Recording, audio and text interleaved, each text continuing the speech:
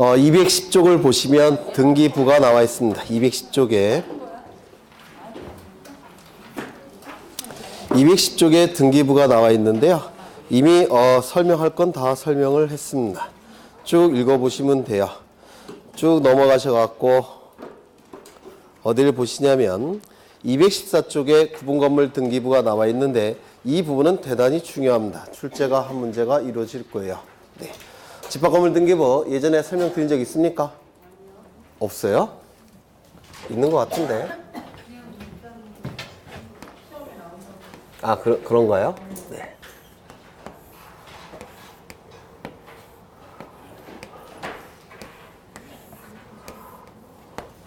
이건 아파트인데요. 레미안 아파트 1001동 건물입니다. 101호쯤 될 테고 202호쯤 될 테고 303호쯤 될 겁니다. 이 토지를 뭐라고 부르냐면 건물의 기초가 되는 땅이라고 해서 대지라고 부릅니다. 건물의 기초가 되는 땅 대지라고 불러요. 대자는 기초 대자입니다. 이 건물에 대한 등기부는 먼저 1001동 표제부가 존재합니다. 그 이유를 보시면 1001동을 보시면 면적이 존재합니까? 1001동에 대해서? 면적 존재하죠. 그럼 면적을 기록하는 등기부가 있어야 되는데 면적은 어디 기록합니까? 표제부에. 건물의 경우 소재, 대지 지번, 종류, 구조, 면적은 등기부에 어디에 기록합니까? 표제부에. 따라서 1001동은 1001동 건물은 면적이 존재하기 때문에 면적을 기록하는 표제부가 있어야 됩니다. 이 건물을 뭐라고 부릅니까? 집합건물. 지금 1001동 건물은 9개로 구분되어 있죠. 구분된 하나를 얘기할 때는 구분건물이라고 했습니다. 구분건물. 9개의 구분건물이 1001동에 집합되어 있죠. 따라서 1001동을 얘기할 때는 집합건물이라고 부릅니다. 집합건물. 이 1001동에 대한 집합건물은 면적이 존재하니까 표제부가 존재합니다. 두 번째, 갑구 존재할 수 있습니까? 갑구는 소유권자를 기록하는 부분이죠. 그러면 1001동 전체에 대한 소유권자 존재합니까?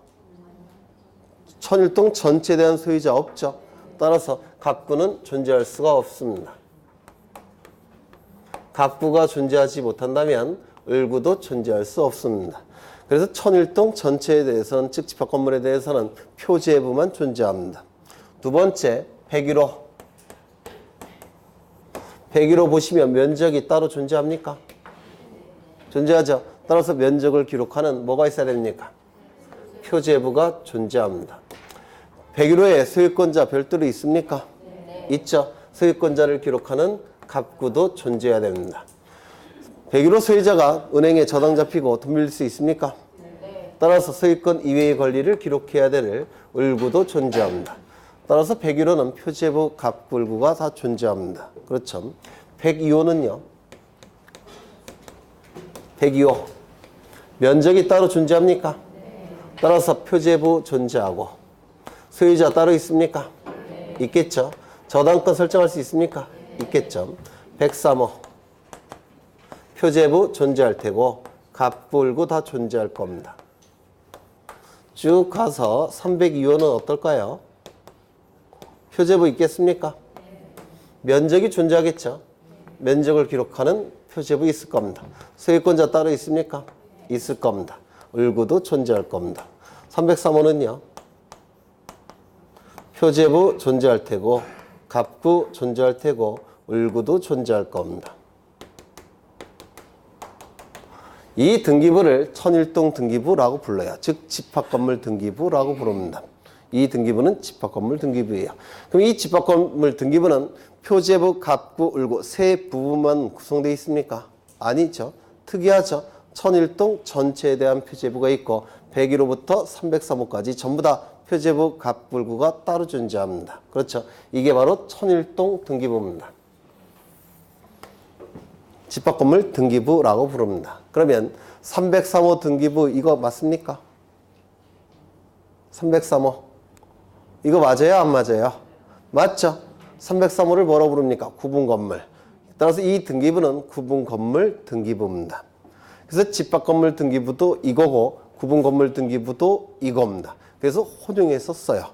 집합건물 등기부, 구분건물 등기부 혼용해서 씁니다. 특이하죠? 하나 더 기억하셔야 될 게 이 등기부는 표제부만큼은 반드시 동시에 작성이 돼야 됩니다. 표제부만큼은 반드시 동시에 작성이 돼요. 이 등기부는 보전 등기에 의해서 등기부가 만들어집니다. 보전 등기 나중에 할 거예요. 보전 등기에 의해서 등기부가 만들어지는데 이 보전 등기 신청할 때 표제부만큼은 반드시 동시에 신청이 돼야 됩니다. 그래서 동시에 만들어져야 됩니다. 꼭 기억하셔야 돼요. 표제부만큼은 반드시 동시에 작성이 돼야 됩니다. 또한 이 표제부는 상단부, 하단부로 나눠져 있습니다. 상단부, 하단부로 나눠져 있습니다. 상단부에는 건물에 관한 내용이 기록이 되고 하단부에는 토지에 관한 내용이 기록이 됩니다. 이건 분명히 건물 등기부죠. 토지 등기부가 아니라 건물 등기부입니다. 그러면 토지도 별개의 부동산이니까 등기부 따로 있겠습니까? 표제부 따로 있을 테고 갑구 따로 있을 테고 을구도 따로 있을 겁니다. 토지도 별개의 부동산이니까 표제부, 갑구, 을구 따로 있을 겁니다. 건물 등기부 따로, 토지 등기부 따로. 맞습니까? 그런데 이 집합건물 등기부에서만큼은 특이하게 건물 등기부와 토지 등기부가 합쳐지는 현상이 나타납니다.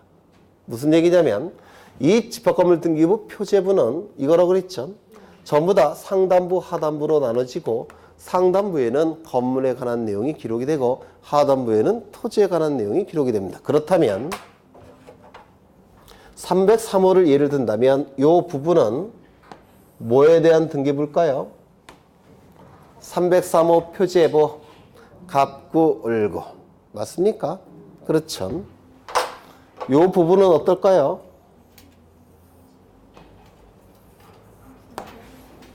토지 표제부, 갑구, 을구. 그렇죠. 그래서 이 집합건물 등기부는 토지 등기부와 건물 등기부가 합쳐지는 현상이 나타나기 때문에 대단히 중요하고 시험에 자주 출제가 됩니다. 이게 나중에 상세하게 볼 겁니다. 그냥 이런 게 있다는 것만 보시면 돼요. 이때 상단부는 건물에 관한 내용이 들어간다고 했습니다. 맞습니까? 네, 상단부에는 건물에 관한 내용이 들어가요. 건물과 토지를 보시면 건물이 위쪽에 있고 토지가 아래쪽에 있죠. 그래서 위쪽은 건물에 관한 내용이, 아래쪽은 토지에 관한 내용이 들어가는 겁니다. 그럼 이건 천일동 표제부니까 천일동에 관한 내용이 바로 여기 들어갈 겁니다. 맞습니까? 제목은 한동 건물의 표시라는 타이틀로 들어가요. 나중에 프린트로 나눠 드릴 겁니다. 그냥 들어만 드시면 돼요. 상단부에는 한동 건물의 표시. 그러면 이 한동 건물과 대구 관계를 이루는 것은 이 토지 전부겠죠. 요 내용이 여기 들어가는 겁니다. 제목은 대지권의 목적인 토지의 표시라는 타이틀로 들어갑니다. 대지권의 목적이 되는 토지의 표시. 그 다음에 303호를 보시면 303호. 요 303호에 관한 내용이 여기 들어가는 겁니다. 위쪽에. 제목은 전유 부분인 건물의 표시라는 타이틀로 들어갑니다. 전유 부분인 건물의 표시. 그러면 이것과 대구가 이루는 것은 요건데요. 이걸 대지사용권이라고 불러요. 나중에 민법과 등기법에서 하실 겁니다. 이것과 대구가 되는 것은 요 부분인데 요게 여기 들어갑니다. 제목은 대지권의 표시라는 타이틀로 들어가게 돼요. 좀 어려운 거 하고 있는 겁니다. 요게 대지권의 표시. 다시요. 여기는 한동 건물의 표시. 여기는 대지권의 목적인 토지의 표시. 여기는 전유 부분인 건물의 표시. 여기는 대지권의 표시. 그럼 전유 부분이라는 용어가 나오는데요. 이 전유 부분이라는 용어와 구분 건물이라는 용어는 같은 뜻일까요? 다른 뜻일까요? 우리 책에는 이걸 같은 뜻으로 책이 쓰여져 있는데 이거 같은 뜻일까요? 다른 뜻일까요? 네? 구분 건물은 뭐였습니까? 천일동 건물이 9개로 구분되었을 때 그 하나를 구분 건물이라고 얘기했습니다. 맞습니까? 전유 부분은 한 사람의 소유자가 전적으로 소유하는 부분이란 뜻이에요. 전적으로 소유하는 부분. 이걸 전유